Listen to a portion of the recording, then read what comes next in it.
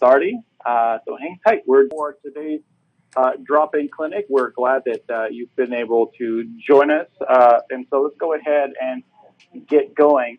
Now, if you have any questions along the way, please type them into the questions box, and we'll answer all the questions at the end of today's brief time together. Also, if you click on that button right there, you're going to be able to see the presentation in full screen mode. And if you click on the arrow that's on your go-to webinar panel, that'll make it so that you can get the panel out of your way, and then you can click on the arrow again, and it'll come back onto your screen so you can use the panel. Today's drop-in session is different than a webinar. Webinars tend to be 30 minutes or maybe more, and it's a deep dive into materials. This drop-in session is a high-level overview and should be anywhere from about 10 to 15 minutes long.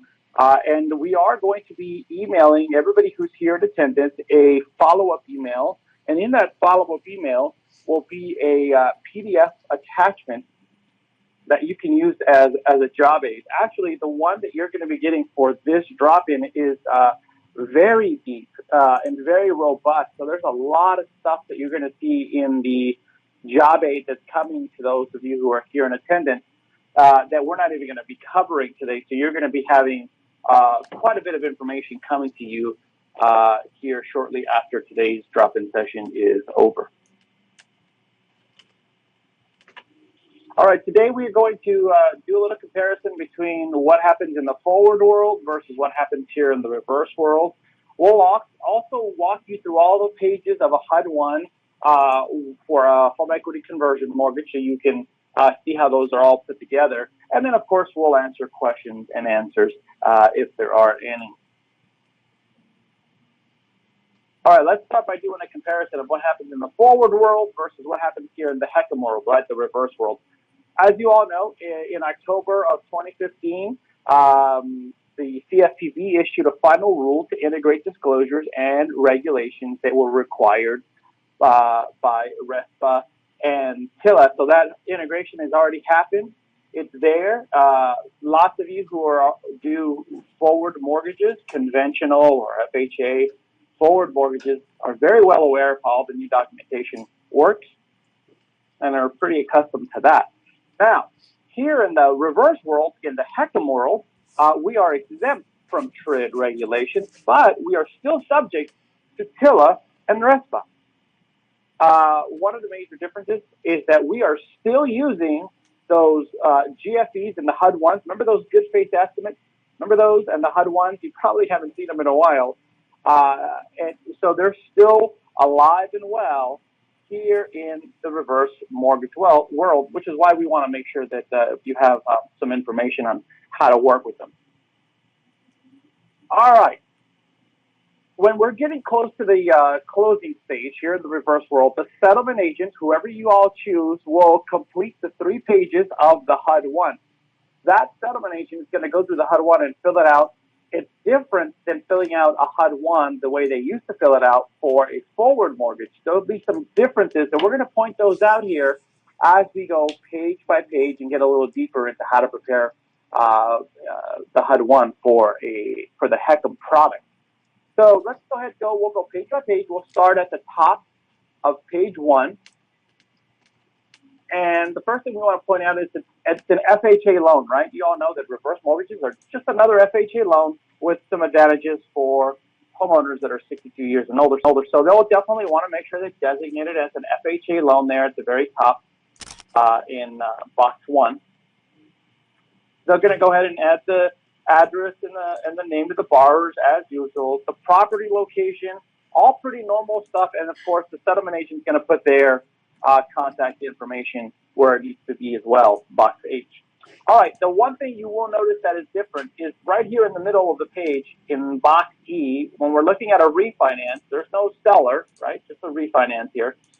The settlement agent will need to put in the mortgage coverage policy amount in this box, box E. By the way, what we're showing you here today is not an AAG requirement. These are FHA HUD guidelines on the HUD-1. So again, this will be the same no matter what lender you go with. So again, the mortgage coverage will be in bod key. So right off the bat, you see that there's a difference on filling out a HECM HUD 1 than there is for a forward HUD 1. All right, let's look at the bottom half of page 1. A couple of things we want to point out to you is that the loan amount that the borrower qualified for, which by the way is also known as the principal limit, should always appear in the margin on line 202 and should not be included in the numbers column. That white column you see there should not be in there. It should be in the margin. That's a common error with settlement agents who are not used to reverse mortgages. They'll put it in the column, in the numbers column, and then the HUD 1 will never balance out for them. They'll just be frustrated why the numbers aren't making sense. Another thing to make note of is that any funds that are going to be dispersed to the borrower at closing are listed on line 204, and finance closing costs will be listed right below it in line 205. So that's pretty straightforward. As you can see, that's pretty normal there on the screen. The amount on line 301 that you see at the bottom of page 1 is the sum of the payoff, which by the way is on line 214. Do you see that? So it's the sum of the payoff plus the closing cost. That's what you're going to see on line 301. Now, line 302, down below that, is the total of line 301 plus the cash going to the borrower, which you can see is on line 204. And then the last item here is just basically carrying down the number, the amount, excuse me, from line 204 up above.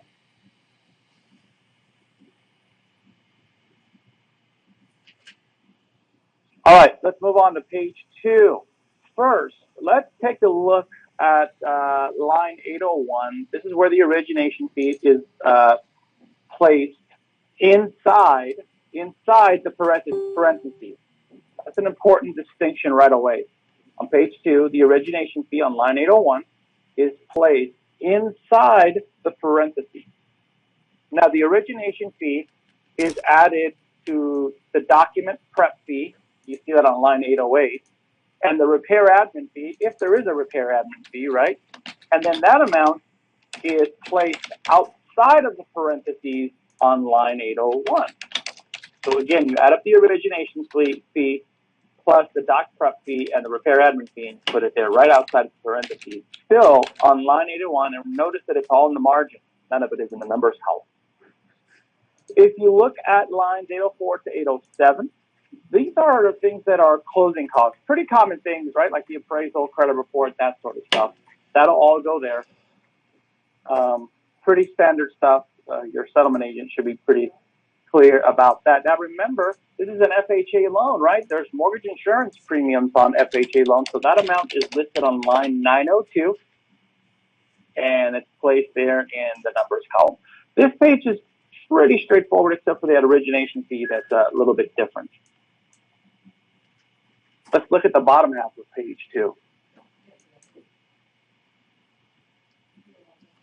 All right, first thing we want to point out is that the 1100 series of the HUD 1 will list all the title charges. So for example, the lender's title policy amount on line 1105 is calculated based on the maximum claim amount, which by the way is the lesser of the national FHA lending limit on reverse mortgages and the appraised value. So whichever is lower, that amount would go there. Line 1105. So that's something different for lenders, is figuring out what the MCA is, the maximum claim amount. All right, if you look at the 1200 section, this is for those government recording, transfer charges, if they apply, transfer taxes, that sort of stuff. Keep in mind that HECM adjustable rate mortgages require 2 deeds and mortgages of trust, 2 of them. So the recording charges must reflect 2 deeds and 2 mortgages of trust. Again, that's something that forward folks may not be familiar with, so a little bit of a difference there. That's why we're pointing it out. And then finally, if you're going to do a reverse mortgage, borrowers need to attend counseling. before the application is submitted. So the counseling fee will be down below in the $1,300. You see an example there. That's the approximate amount that they'll be charged, about $125.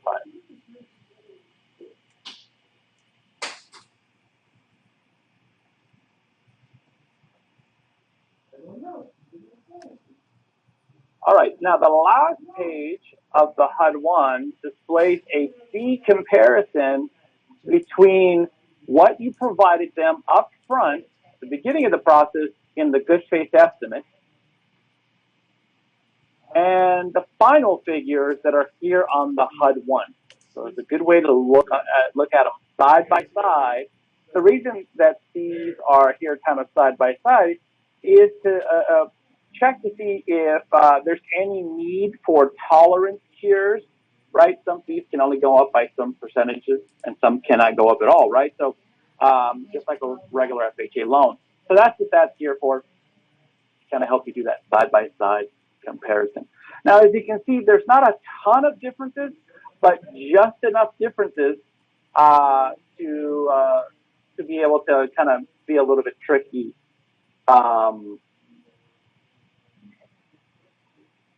when doing a HUD-1 for a HEC. All right, here's a couple of recommendations that we want to kind of just send your way. They try to make things as smooth as possible, especially during the closing. You don't want to have any delays at the end. So we encourage you to select a settlement agent that is experienced with HECM loans. That's pretty important here, just so you can avoid having any delays during that closing process. Now, if you need help finding those companies out there that are experienced with HECM loans, let people know at AAG, your team, or anybody who you're connected with here at AAG, maybe even lender support. They're a great group of folks who are standing by, waiting to answer your questions, and they'll point you in the right direction and give you some recommendations. Also, definitely review your HUD-1 and your file before you get to the closing table with your borrowers, just so that you're clear as what's on there. So if your borrower happens to have any questions, then you're going to be able to walk them through smoothly. All right, what we're going to do here is pause and see if there's any questions. If there are any questions, type them into the questions box and we'll go ahead and answer the ones that come in.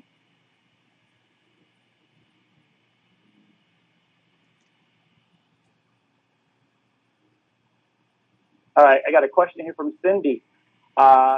Cindy is asking, how many of the mortgages are filed on MERS? One or both? Good question, Cindy. I got to tell you, off the top of my head, I don't remember if it's one or both. I'm going to say it's both. That's because both of them are recorded. They're both going to be on MERS. But the job aids that I was explaining to everybody beforehand will cover that information. If for some reason, Cindy, that still is not answered for you, and that's something you really need to know, definitely reply to the follow-up email, and I can get the answer for you. Good question. That's a great question. I gotta look that up myself as well to make sure I have that more top of mind. All right, guys. Here's a little bit of homework. Familiarize yourself with the material that's coming. That job aid that's coming is a pretty deep look and deep dive into how all of this works. And we're encouraging you to send the job aid that we're going to send you to forward it on to your settlement agent, but send it to them early on in the process, not later on when you're trying to close it. Early on, so that they can kind of get a head start on what's going to be needed to close your home equity conversion mortgage. All right, everybody, that is it for today's drop-in class.